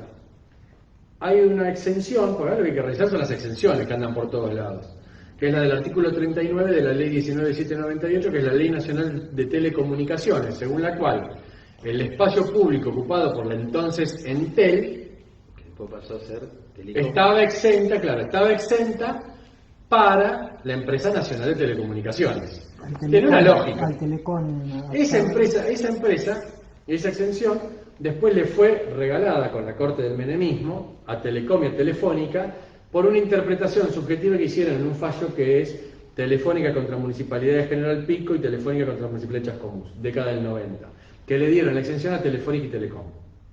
Muy cuestionable, para mí una exención que habría que eliminar ya y que generó un recurso genuino, y aparte aclarar que si se elimina no pueden las empresas trasladarlo a los consumidores, a los usuarios. El año pasado se fusionó Telecom con Cablevisión. aprovechar. Entonces Cablevisión te dice que es, y Telecom te dice que es por el servicio de cable operador, está exento por ese artículo 39. El año pasado yo lo escuché al intendente de la Luz, Grindetti, contarte que Grindetti le pidió a Telecom que le ponga una línea telefónica. Telecom te dice ya no te pone más línea de teléfono fijo. Por un servicio que no te presta, goza la exención de cable. Entonces, ¿saben qué? Discutamos en el Congreso Nacional la exención del artículo 39. Yo creo que con eso, y no solo de modo periódico, no solo de modo extraordinario, sino de modo periódico, y además fortaleciendo las haciendas locales al mismo tiempo, encontrarías un recurso absolutamente genuino para financiar la emergencia, y no para 2 meses de IFE. Sí, dale. Fabián Ñofo está conectado, mirando. Saludos al doctor. Saludos, Fabi. Luis González sigue diciendo más corto, por favor, escribiendo. Está apurado para ir a comerse. José Cubilleo dice: estoy de acuerdo en armar equipos desde los comités como base de la pirámide, pero fundamentalmente recuperar la institucionalidad desde los partidos, por arriba de los dirigentes circunstanciales, cosa que estamos totalmente de acuerdo. ¿Dónde firmamos? Firmamos nosotros, ¿no? Con Germán firmamos. Sí, sí. Yo siempre dije, dentro del radicalismo todo, fuera del radicalismo nada. Firmamos. Esto, Acá firmamos nosotros. Estamos totalmente de acuerdo. Javier Carrillo pregunta: Germán, me acaba de dar pie a una pregunta. ¿Cómo queda la tasa a los combustibles del municipio en tanto existe un impuesto semejante que se coparticipa? Yo no te hablé de la tasa vial, te habló Javier. Yo no te hablé. vos ibas a hablar de la tasa vial. Vamos a hablar de tasa vial porque es el clásico. Aclaremos algo. En este comité La tasa vial la cuestionaba, ¿no? Algo. En algún momento, Daniel García la llevó a Berizo, muy contento, y la defiende a muerte. No está conectado. No está conectado. No está conectado, Daniel. No. Si no, que se defienda. Javi, mirá. La tasa vial es un recurso que yo reivindico, que de hecho lo trabajamos mucho con Guillermo Romero en el año 2012, 2013. Me acuerdo de cuando surgió el planteo, Guillermo también pidió que, por una cuestión hasta de responsabilidad, le haga un dictamen donde analizaba el vínculo de la tasa vial respecto de la tasa de alumbrado, barrido y limpieza, ¿sí?, comparándolo, y respecto de la ley de coparticipación. A la gente que por ahí Esto es un clásico del comité radical. Sí, Con Germán hemos discutido mucho y a mí me encanta discutir este tema. La tasa vial es una tasa que tiene como... Acá cada vez que uno analiza un recurso tributario tiene que analizar el hecho imponible, la base imponible y los sujetos obligados. Digamos, esta es la lógica. El hecho imponible en la tasa vial es la prestación del servicio de... También, cada vez que vamos a escuchar de una tasa, tiene que empezar con la prestación del servicio de. Cuando vos estás hablando de un impuesto, tiene que ser un verbo vinculado a ganar, gastar o tener. Si el hecho imponible de la tasa es la prestación de un servicio, la tasa vial es del servicio de mantenimiento estructural de la red vial municipal. Vos con la tasa vial debes financiar esto. No podés financiar, por ejemplo, reparaciones de una red provincial o una red nacional. Y estructural, no superficial. En general la tasa de alumbrado, barrido y limpieza en su hecho imponible tiene el mantenimiento superficial, el barrido, que no es estructural, no es bacheo, no es cuneta, no son obras de pintura y demás. ¿Nos choca con una doble imposición? Bien, y ahora vamos a eso. Entonces, primero, no hay doble imposición con la tasa de alumbrado, barrido y limpieza. Respecto de la ley de coparticipación, que dice que vos no puedes establecer un tributo análogo a uno que se recibe por vía de coparticipación, ¿cuál puede ser el impuesto nacional análogo? El impuesto a los combustibles. ¿Bien? Pero la ley de coparticipación dice, en el artículo 9, inciso B, apartado 2, Javier, las provincias y los municipios no podrán establecer tributos análogos a los que se reciben por vía de coparticipación, excepción hecha, ingresos brutos, que es análogo al IVA. El impuesto a la transmisión gratuita de bienes, el impuesto de sellos y las tasas por servicios prestados. Si la tasa, la tasa por inspección de seguridad y higiene es análoga también a ingresos brutos o al IVA, pero es una tasa que tiene un servicio que se presta. Todavía está cuestionada.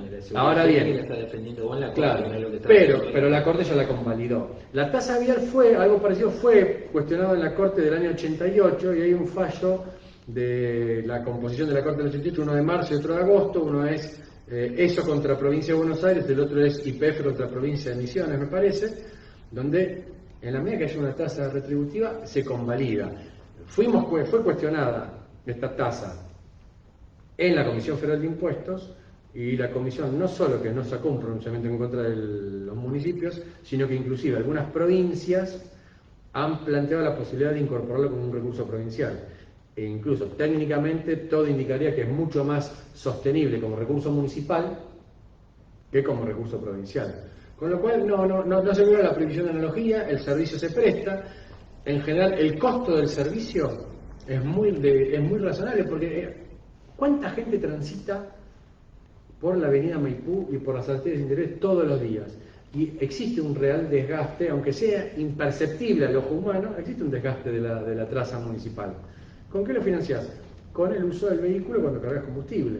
Ahora van a decir, bueno, no, pero en realidad yo cargo, fíjense que es por lo que se carga en Vicente López. Dice, no, yo cargo en Vicente López y lo gasto en otros municipios. Bueno, mire, eso también puede ocurrir si haces ese análisis con el alumbrado, barrido y limpieza, porque el alumbrado, barrido y limpieza, el alumbrado público lo paga un vecino frentista de la avenida Maipú, pero también lo aprovecha o lo disfruta una persona que sube un colectivo en la capital y que se baja en San Isidro. Tampoco, digamos, esto es tan matemático. No, igual me parece que no es el fin de la charla de hoy, pero yo creo que está muy mancomunada la doble imposición. Sé que no ahí no te respondí, te puedo responder eso. Sé que la visión del gobierno municipal y tuya en el tema no coincide con mi visión. Es más, lo escuchaba al intendente Macri hablar de que es un impuesto progresivo, digamos que es un impuesto progresista, porque justamente el que tiene auto paga para mantener, si no lo tiene que mantener todo el mundo. Digamos, son visiones, cuando vos lo tomás de un lado o del otro, siempre en la parte lírica siempre le puedes encontrar una razón. Usted es abogado y siempre el abogado... Pero ¿cómo comentaste sobre la doble imposición? Digamos, hay visiones muy particulares, lo hemos discutido, me parece que Si no, no vamos a ir hablando de la tasa diaria o vamos No, a ver pero esto, por ya eso- una hora y cuarto y Es se la va a culpa quejar. Carrillo. Se va No, a no, pero quejar- muy rápido antes que Luis González se se enoje. va a quejar Luis porque Porque este es un espacio que también sirve para romper con un mito. La doble imposición no es inconstitucional, es expresamente constitucional. El artículo 75, inciso 2 de la Constitución dice: corresponde al Congreso, 2 puntos. El inciso 1 son los derechos de aduana. Inciso 2, establecer contribuciones indirectas en concurrencia con las provincias, o sea, doble imposición. Establecer contribuciones directas por tiempo determinado, siempre que la seguridad común así lo aconseje, son coparticipables. O sea, y la Corte dijo en un fallo de 1927, Simón Mataldi con Provincia de Buenos Aires, la concurrencia y la doble imposición es constitucional. ¿Cuál es el límite? La confiscatoriedad y la prohibición de analogía. Yo no puedo establecer un tributo que sea análogo a uno nacional o provincial coparticipable. Yo no quiero ser malo, pero volvemos al punto de la cuestión de que damos impuestos sobre lo mismo, que es lo mismo de ganancia para hacer este impuesto a los ricos, y volvemos del combustible y la nafta, le ponemos impuestos que creemos que es progresista por el pavimento del lugar. Digamos, volvemos al punto número 1 de la conversación de lo que estamos hablando, de la parte tributaria. Acomodar la parte tributaria para que no hable de imposición y se pague una sola vez y que llegue de una manera activa a la gente para que esa plata, que le sacamos esos centavos, por eso uno dice, son 20 centavos, son 30 centavos, pero son 20, 30, una economía que viene golpeada del bolsillo con doble imposición Las patentes. permanente que venimos con el Y ahí golpe te de- vuelvo a repetir lo que el caballito No, de la pero digamos, está bueno plantearlo. El bolsillo golpeado está golpeado, con 84 pesos con 40 por el Estado Nacional, 14 con 20 por el provincial y 1 con 40 por los municipios. Y la inmediatez de los municipios, yo soy un defensor del municipio a Pero yo morir. estoy también en eso, yo me parece bien, lo que hay que poner es 1.40, no tiene que ser más 1.40, tiene que ser más, porque Mucho sé que más. presta la Y después, si vos me decís, Germán, vamos a discutir esto con la provincia y con la nación, pero ¿sabes qué? Vamos a establecer un impuesto de ingresos brutos municipal con una sobrealícuota y vamos a bajar la alícuota de ingresos, o un IVA nacional, un IVA provincial, un IVA municipal, que es un sistema que existe en otros países del mundo, donde exista una redistribución. un poco que era lo que te preguntaba antes, la crisis esta económica que estamos viendo, sanitaria, que desemboca en una económica, que ya venimos de hace 8 años de recesión en el país, no es que ahora empezamos en la recesión en los últimos 4 años, ya veníamos de antes de la recesión y veníamos una caída económica y de productividad en el país, pero toda esta crisis no medita realmente plantear, Pero es poner en fundamental. contexto el sistema tributario y la responsabilidad. Yo creo que el municipio... Perdón, hoy el presta sistema mucho más de servicio recursos y de- el sistema del gasto. Exacto. El proyecto de presupuesto, también se me enojaron los amigos peronistas en la charla que di en la UBA, porque me decían, había presupuesto. No hay presupuesto este año, tenemos reconducido el del año pasado, porque el proyecto de presupuesto para este año, que había mandado el gobierno anterior, digamos, la gestión anterior, era un proyecto con un presupuesto anual de 6.700.000 y pico de millones de pesos. El impuesto a los ricos representa menos del 3% de eso. O sea, meter eso cuando vos podrías reasignar partidas o reducir gastos en un 3%, pues insisto, es para la tribuna y es un proyecto ideológico y no técnico. Acá hay que reformular el sistema tributario y hay que hacerlo, no queda otra. O sea, hay que reformular el régimen nacional. O sea, bueno, puedes hablar de y ponerte soy el abanderado de la igualdad y de los pobres cuando el sistema tributario argentino se basa en el IVA. El impuesto al valor agregado es el principal recurso. Cuando para cobrar el IFE de 10.000 pesitos, muchos de los beneficiarios tenían que tener al día el monotributo, con valores de 1.966 pesos, o sea, vos recibías 10.000 mangos pero tenías que pagar 2.000. Con lo cual el Estado Nacional te da 10.000, de los cuales pagaste 2.000 por ser monotributista, y además cuando fuiste al supermercado te gastaste 10.000 mangos, 21% de IVA. O sea, no somos Robin Hood. Hay que reformularlo, el tributario, y no hablé del gasto público, que acá no estamos haciendo nada del gasto público. 1 hora y 18 ya pasó. ¿Y la gente nos sigue aguantando? Sí, Te dije sí, que estamos, íbamos a hacer rápido, estamos muy bien. Hace 5 minutos. Pablo Tremul... Es mi hermano, Pablito. Pablo Tremuriano de Trenquelauquen. Desde Trenquelauquen Mirá me vos, está Pablito. mirando. Podríamos ir a comer un asadito. Ahora cuando pase la cuarentena. Alicia Lencina dice: los hermanos Lencina que estamos viendo, Germán. María Pía Sorsoli que está conectada. Y te hago 2 preguntas en una. Analia Continente dice: ¿cuál es la posición del Ejecutivo con respecto a la apertura de los comercios y qué impacto económico está teniendo esto en la recaudación? Y Matías Trezeguet pregunta: ¿qué pasa económicamente el día después de la pandemia? O para Jorge Macri. Sí, o para Álvarez, no para vos, pero bueno. ¿Cuál era la pregunta de...? Te hago la de Analia y si querés después la de Matías, Claro, pero no, lo podés empalmar, porque No, Analia pregunta... ¿cuál es la posición del Ejecutivo O sea, Puedo hablar soy el mensajero. Yo lo escuché anoche a Jorge Macri en el programa de Canosa explicando Todos que... lo escuchamos, estuvo en varios programas justamente. Pero una de las cosas que dijo que yo hice un pedido de apertura del comercio de cercanía, porque en definitiva es mucho más riesgoso ir al hipermercado, al supermercado, que hoy no te vende solo de comestible de primera necesidad, sino te vende todo, consumos eléctricos. y que con los cuidados podría perfectamente habilitarse. Y Matías te Eso pregunta... sí te da pie, lo de Analía, perdona Matías, te da pie a que después nos cuentes más o menos, porque sé que vos algo tuviste que ver en algo que está dando vuelta, un proyecto que mañana vamos a tratar en la Comisión de Hacienda y Presupuesto, así que para que nos adelantes algo. Y Matías preguntaba qué pasa económicamente el día después de la pandemia. No, eso.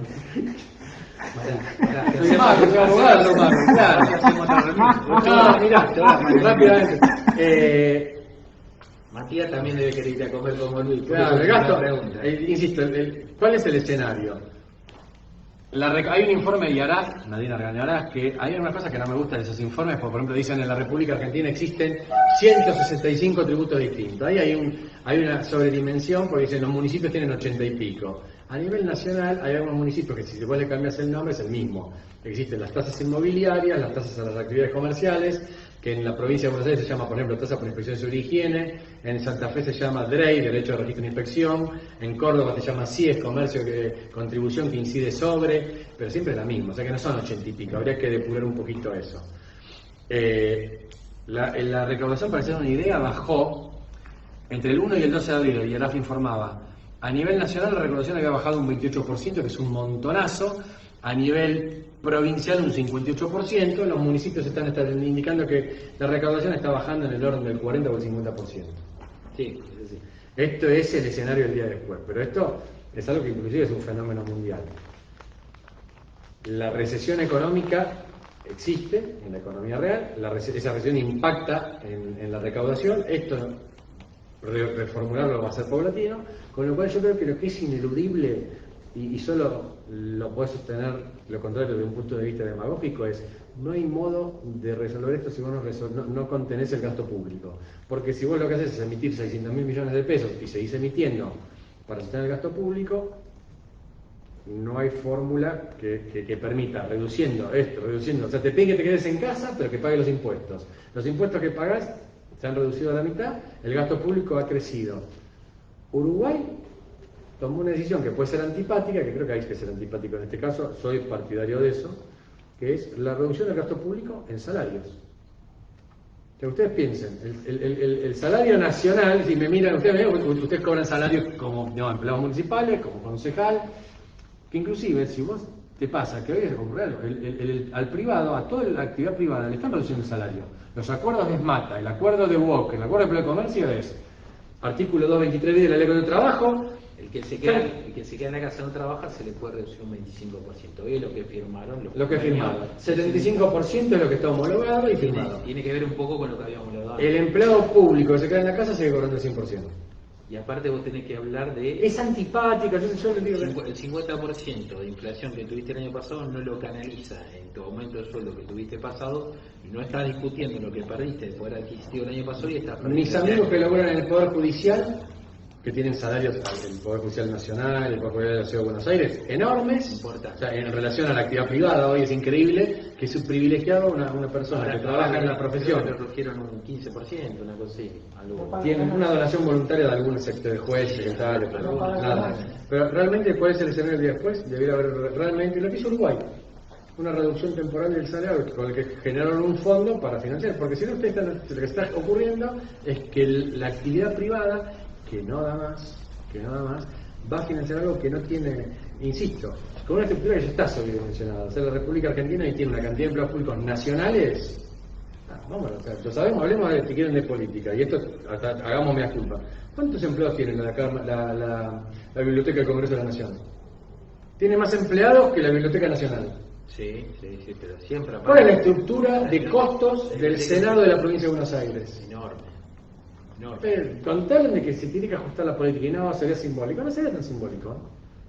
No, yo creo que igual todo tiene que ver con todo y todo tiene que ver con el... Acá donde me corten, me censuren, no me dejen. Pues yo lo pienso, ¿qué quieren que le diga? Censura y a mí me parece bien que discutamos los gastos, pero todo tiene que ver con todo con respecto al tema del sistema tributario.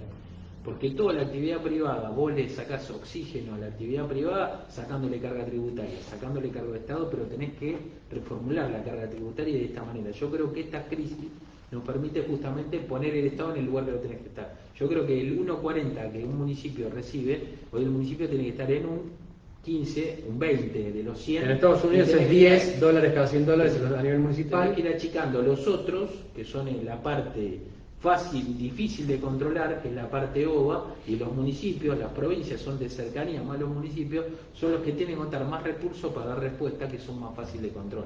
Por eso cuando te planteaba estas crisis, tienen que plantear una reforma justamente de la carga tributaria y también de la función del Estado y qué lugar tiene que ocupar esta. Porque los municipios hacen un montón de cosas que no están para hacerlas, pero de hecho las hacen.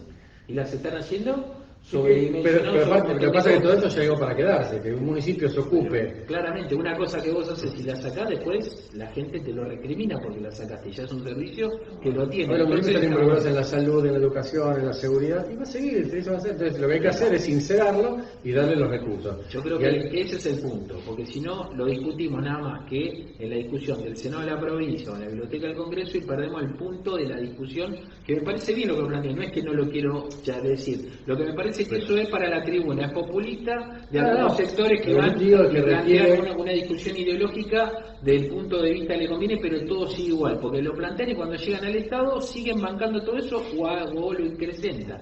Lo que digo es, me parece que esta crisis, lo que nos lleva... Podría ser una oportunidad para rediscutir lo que está pasando de hecho.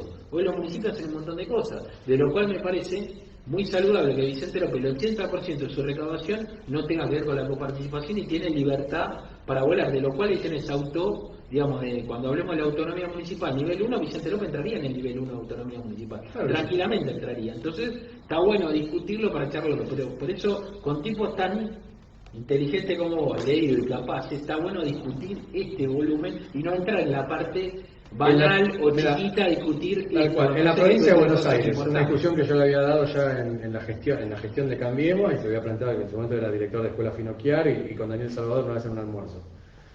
Del presupuesto provincial, 1/3 del presupuesto se lo consume la educación pública primaria y secundaria de muy mala calidad. Tiene que ser municipal, como es en otros países federales, como por ejemplo Estados Unidos. Que sea provincial, o sea, ni Sanchezini, ni Finocchiar, ni quién está ahora como director de escuelas de Pichiló. No sé, bueno, digo, la verdad, pido perdón. Nunca encima va a ser la cantidad de maestros que tiene, nunca va a poder visitar la cantidad de escuelas que tiene. En cambio, vos se lo haces a los intendentes municipales de todos los colores políticos, se lo haces a Espinosa, a Jorge Macri, a Grindetti, a Valenzuela, al de Trenquelauquen radical. Todos lo van a manejar mucho mejor transfiriéndole los recursos. Entonces, claramente hay que hacer una transferencia de gasto y una transferencia de recursos. El nivel pedagógico. Que estás hablando de 1/3 del presupuesto más importante del país, ¿no? Que es el de la provincia de Buenos Aires. Que está pésimamente gestionado, mal gastado, y que tenés a un tipo como Baradel que te para la provincia, te para la educación. Que si vos lo gestionas municipalmente, va a tener que andar Baradel, no me lo imagino, corriendo por 135 municipios para tratar de pararte la educación pública cuando resulta que es un gobierno opositor al de él. Viste que no escuchás mucho a Grabois, a Baradel o digamos a quienes plantearon cuando éramos gobierno nosotros a nivel nacional la baja de las jubilaciones. No. Que yo inclusive puedo tener, hasta técnicamente plantear que tenemos un sistema jubilatorio muy complicado porque generar jubilaciones de gente que no ha aportado nunca, el sistema está colapsado realmente, pero los muchachos estos, con la movilidad de la ley del gobierno anterior, hubieran tenido un reajuste de más del 10%, estos muchachos le dieron un 6% y pasaba desapercibido. Y ahí se ahorraron mucho más que el impuesto. Pues si decís, no, ese impuesto va a permitir recomponer las jubilaciones, no va a pasar eso tampoco. No, en eso estamos de acuerdo. Y lo que te digo con el tema de la educación, estoy de acuerdo en el fondo. Y también tenemos que tener el paraguas de la provincia del eje temático, que tiene que ser... la provincia se reserva la cuestión pedagógica, la inspección de la cuestión pedagógica. Justamente pero si vos querés tener doble escolaridad, un chico que estudia en una escuela pública municipal o secundaria municipal en el interior de la provincia tiene una desventaja enorme con un chico que estudia en una escuela parroquial que tiene doble escolaridad, idioma. Cuando sale al mercado, yo siempre insisto, yo soy profesor en la Universidad de La Matanza. Los alumnos que yo tengo en la Universidad de La Matanza no tengo, les hago una encuesta que es que levanten la mano los que vienen de la escuela pública municipal o provincial pública, de Isidro Casanova, de Virrey del Pino, de González Catán. Ninguno. Todos son de escuelas privadas de Ramos Mejía. O sea, no se cumple el objetivo de que la universidad pública reciba gente de escuelas públicas primarias y secundarias. No. Con lo cual, el que llega a la Universidad de La Matanza, que es una universidad excelente, pública, nacional, es un privilegiado. Y en general no llega el que se aspiraba a que llegue. Esto es así. ¿Alguna pregunta más tenemos, Dani? 1 hora y media. No, pero ¿alguna pregunta? ¿Alguien que nos esté consultando algo? Linda Conti acaba de decir: las cooperadoras escolares son un gran sostén y aportan mucho a las escuelas siendo fondo de padres. Es así. Bancan toda la parte operativa del día a día, se rompe la lamparita, los caños. Función primordial de las cooperadoras. Hay que reivindicar las cooperadoras, hay que reivindicar el tema solidario, que siempre lo tuvimos en Argentina. María Pía Sorsoli dice: Nelly Valdicera dice que la charla está muy interesante, así que...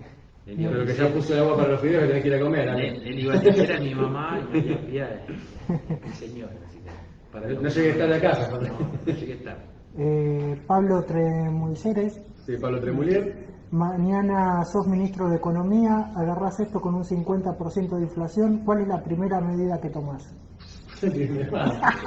Yo hablo así porque no voy a ser ministro de Economía, porque con la barbaridad que digo nunca nadie me va a proponer. Aparte soy abogado y no soy economista. Quizá Alberto el puesto te llama. Pero igualmente, yo tengo un amigo abogado que dice que el abogado sabemos de todo, porque nosotros todos nos vienen a ver a nosotros, así que puede ser economista tranquilamente. ¿Sí? Pero, o sea, las medidas tienen que ver con todo esto, con empezar a generar, digamos, ámbitos de discusión. O sea, el Consejo Económico Social, que supuestamente es un ámbito donde se puede discutir, trasladar determinados niveles de gasto al nivel municipal y al nivel provincial. ¿Cuál era el consejo? ¿Era que estaba Tinelli? No, ese no era. Claro, un ilustrado. Claro, que estaba Tinelli. Básicamente, a ver, acá se usó, por ejemplo, las tarifas de los servicios públicos se usan siempre como variable demagógica de cambio. Con todo el kirchnerismo pagabas 30 pesos de luz o de gas y pagabas 1.000 pesos de internet o de televisión por cable. Una de las medidas tiene que ser que las tarifas hay que llevarlas a los valores de los que corresponde, porque es estricta justicia, y si vas a subsidiar, no subsidies la oferta, sino que subsidias la demanda.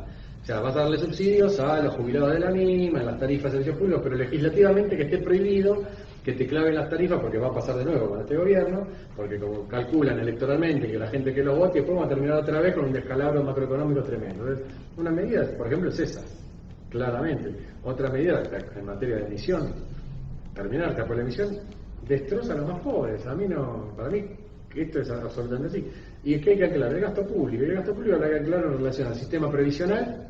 Pero el gobernador dice que la emisión no trae inflación.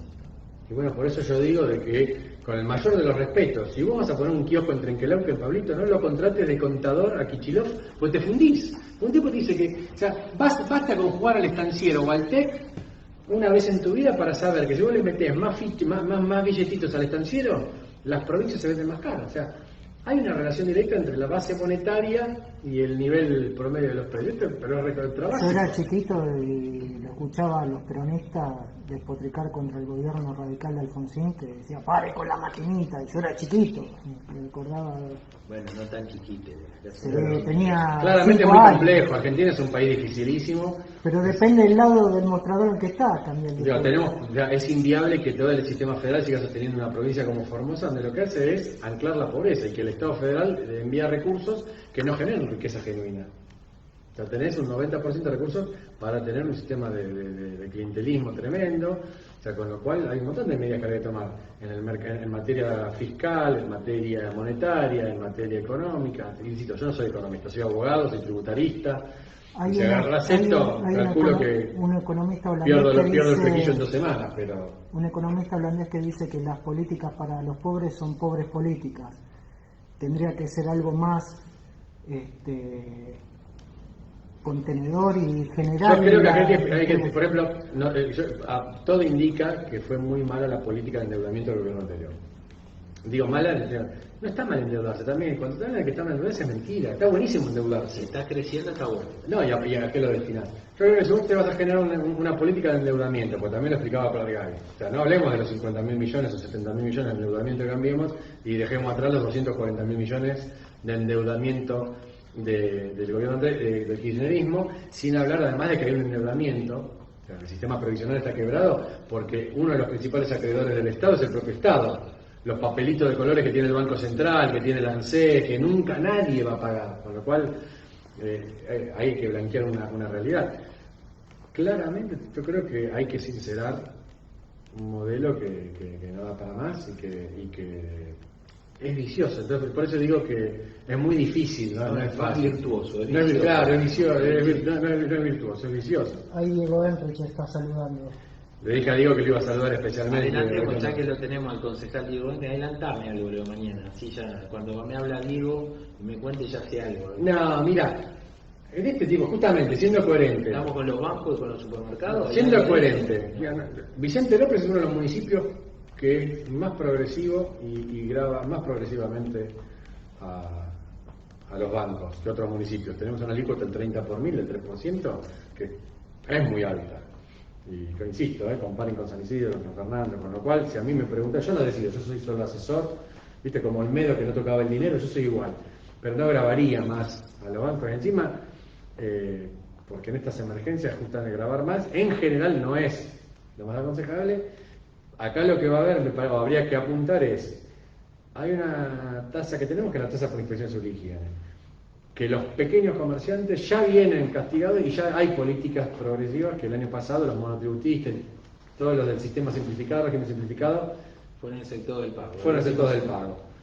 Ahora lo que se apunta es, si en esta emergencia en particular los hipermercados son los que están abriendo, son los que están vendiendo y los pequeños comercios de cercanía no se les permite abrir, lo coherente es podría redistribuir el costo de la tasa ahí adentro. Entonces lo que puede haber ahí es tocar un poco la alícuota de ese sector. Es coherente con lo que se plantea y con lo que se viene haciendo. No tiene mucho más secreto que eso. Eso más o menos me voy a encontrar mañana entonces. Si no estuviera claro. Hipermercados.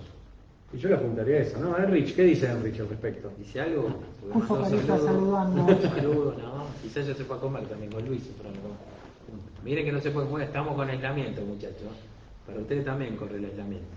No, está bien, igual por lo que estuvimos viéndolo al intendente en la semana anterior, él habló del tema justamente de los hipermercados, justamente, y encuadran dentro de la parte que tenemos de más de 900 metros cuadrados, una cosa así, encuadran, y habló de algo de ellos, y él también, el intendente, había dicho algo de los bancos, quizás los bancos lo habrán reconsiderado. No, o sea, cuando lo trabajás técnicamente, insisto, tenemos una alícuota del 30 por mil, 3%. Tiene una base imponible especial en un banco, esto es más, bastante complejo hasta para los contadores. La contabilidad de un banco es mucho más difícil que de un comercio o de un hipermercado. O sea, vos le cobrás sobre la diferencia entre el interés activo y el interés pasivo, es una base imponible especial. Y ya está grabada. Y de hecho los bancos Vicente López es parte de esta progresividad que tenemos en la tasa y que es la que defendemos en el caso es en la Corte, está bien focalizado. No le apuntaría personalmente, o sea, aconsejaría no apuntarle, tocar un poco a los supermercados, que pues, inclusive cada vez que hacemos esas cosas nosotros comparamos cómo estamos con la región metropolitana norte, con otros municipios de la primera sección electoral. Los últimos años. Es un trabajo que tiende a armonizar para no generar canibalismo entre los municipios, ¿no? Entonces eso se hace técnicamente, y en eso inclusive Vicente López se ha convertido en una especie de referencia fiscal para ser prolijo, y en eso también hay que decirlo. El intendente Macri, todo su gabinete y demás, como que te escuchan y te interpelan en el sentido de decir, bueno, ¿qué es lo que hacia dónde se puede ir? ¿Qué es lo que se puede hacer? Y bueno, pero ahí justamente en los niveles de autonomía, justamente la autonomía también es económica, porque justamente el kit de la cuestión es eso, y hoy tener una independencia del 80% del presupuesto que sea propio y no de coparticipación, creo que Vicente López es el municipio que más... Creo que es algo positivo para manejar justamente lo que hablamos de autonomía municipal, pues la autonomía tiene mucho que ver con la economía. Pero bueno, ya estamos llegando a 1h40 más o menos de charla, que parece para nosotros hace 5 minutos que empezamos. Le agradecemos a todos los que están del otro lado y que estuvieron. Luis, quédate tranquilo que ya terminamos, así que ya podés comer tranquilo. Y agradecerle mucho a Germán, decirle que la semana que viene, el jueves que viene, vamos a volver a hacer escuela de formación, no miércoles, sino el jueves, vamos a hacer escuela, porque mañana tenemos plenario, los radicales tenemos el buen uso de hacer plenario, cambiamos la forma de ser presencial, lo hacemos por Zoom, pero seguimos teniendo la actividad de charlar entre nosotros y todas las cosas que hacemos en el comité. El jueves que viene, si sale todo bien, no sé si acá o en otro lugar, lo vamos a tener a Carlos Sebey, que vamos a hablar justamente de la educación, que es un tema más que importante de la provincia de Buenos Aires, cómo regenerar, y que justamente los radicales creemos que la educación pública da el nivel de igualdad y desarrollo de la sociedad justamente para adelante, pero esto lo vamos a hablar el jueves que viene. Pero bueno, de este minuto y medio, 2 minutos, 3, son todos tuyos, y de ya agradecerle, y esta no va a ser la última. Me queda poco, me quedará, no sé ahora si los mandatos terminan ahora o el año que viene como presidente, pero antes de que me vaya yo, tenemos que hacer otra. Con todo gusto, no, simplemente agradecer al Rey justamente la convocatoria, y cada vez que pueda venir y aportar algo y generar un poquito de discusión, de polémica, de ruido. Es buenísimo, buenísimo, el ida y vuelta, bueno. Ponerse un poquito picante te permite, crecemos claro, generar un poquito y aportar para una situación que es muy, claramente muy difícil. O sea, esto no es para resolverlo. Lo que yo creo que lamentablemente, siendo tremendamente difícil, tenemos gente que hoy que está en el gobierno nacional o en el gobierno provincial, que es gente muy improvisada. Esto es lo que uno observa lamentablemente en un escenario. Cuando te vas a escuchar la pandemia o la cuarentena, la pandemia tenía un tratamiento aparentemente razonablemente lógico en cuanto a prevenir, prepararse sanitariamente, escuchar a epidemiólogos. Pero hay un fenómeno que multidisciplinario que estaría buenísimo que tenga asesores de otro orden en el gobierno nacional o el gobierno provincial, que no te diga que va a cerrar. Imagínate si María Eugenia Vidal hubiera cerrado el barrio Azul como lo cerró este gobierno. Te prenden fuego, ¿no? Hay cosas que al peronismo se le permiten que si lo hace otro gobierno hubiera sido tremendo. Pero después, para poder justificarlo, no, si pasa en un barrio cerrado ocurre lo mismo. Y la verdad que te convertís en un poco facho y autoritario. Lo dijiste vos de las jubilaciones, si hubiera pasado con el gobierno anterior de las jubilaciones, hubiera sido algo terrible, digamos. Simplemente agradecer, pero explicitar un poco esto y plantearlo que claramente no es un gobierno de científicos. No, aparte me parece que, lo que vos dijiste, parece que la dirigencia política está a la altura, lo dijo el presidente del interbloque, Mario Negri, cuando empezaba la cuarentena. Usted es el comandante, nosotros lo acompañamos al presidente y se pusieron a disposición, y ya se excedieron de algunas cosas que la oposición le dio, al mismo Larreta, los intendentes, han acompañado todos los que no son del mismo arco político, han acompañado, y justamente cuando el Congreso empezaba a sesionar, de manera virtual, el mismo día mandan un DNU que el jefe de gabinete se queda con la asignación de partida, totalmente en contra del espíritu, digamos. Demuestran que no están a la altura. Hay algunos muchachos que no están a la altura del momento histórico y lo que requiere este momento económico mundial, de estar todos juntos y ver cómo salimos adelante. Y hay veces que tienen abuso de situaciones, lo mismo que los presos, sacar a los presos, como algunas situaciones que tironean y aprovechan circunstancias que no hay margen para especulaciones políticas. El que especule políticamente, la gente con el voto supongo lo que le pasó a los presos fue el efecto no deseado para liberar a Vudú. Exacto. Para liberar a Vudú tenés que hacer cargo que los otros presos digan, ¿por qué Vudú sí, nosotros no? Ahora, ocurre eso, se tienen que hacer cargo. Y pasan estas paradojas increíbles. Liberaron presos y encierran a la gente del barrio Azul. Insisto, eso se lo toleran al peronismo, lo llega a hacer el radicalismo, lo llega a hacer Juntos por el Cambio. Igual lo del barrio Azul, para mí es una lectura política. ¿Por qué en Quilmes? ¿Y quién gobierna Quilmes? ¿Y de qué manera? ¿Y por qué lo hicieron en Quilmes? Hay una lectura porque muchos, lamentablemente, en muchos barrios populosos de la provincia de Buenos Aires debe estar pasando lo mismo. Lamentablemente lo estamos hablando por el hacinamiento y por el desarrollo como se vino dando, pero en otros lados no se hizo, o con otros intendentes. Sí se hizo ahí, ¿por qué y con qué intendente? Siempre especulando y siempre con una visión de un movimiento político interno del oficialismo que justamente va en detrimento de política de Estado. Que hoy me parece la gente requiere un Estado fuerte y política fuerte para salir de esta crisis. Gracias, Germán. Gracias a ustedes. Gracias.